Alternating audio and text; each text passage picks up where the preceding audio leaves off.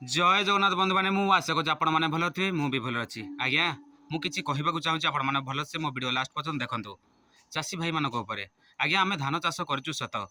आम भी धान खावाई रखीचु कि बाहर बिक्री करने रखीचु आज्ञा आम जो धान चाष करे बाहर तो निश्चित बिक्री करवा आम मंडी की दौचे कि अधिक पैसा लगे मंडी में आम गोटे जरी पैकेट किणवा को 15 टंका लगुच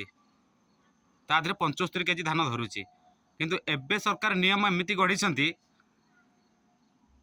सुतुली अखा दुईटा दरकार गोटे 75 केजी धान अखा सुतुली अखा दुईटा हेले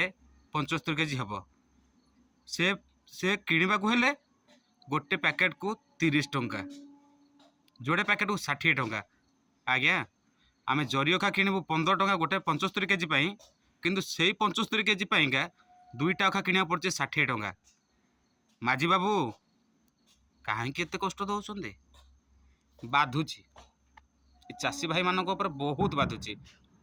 हैरान हरकत कहीं करुच एमती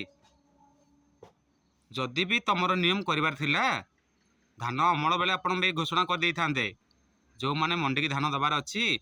सुतुली अखारे पैकेट कर दिंतु आज्ञा मुझे किसी खराब कहूए क्षमा करदे ना जदि मो कथा भल लगी था मो वीडियो भल लगी था निश्चित ए वीडियो शेयर कमेंट लाइक निश्चित करेंगे रही जय जगन्नाथ।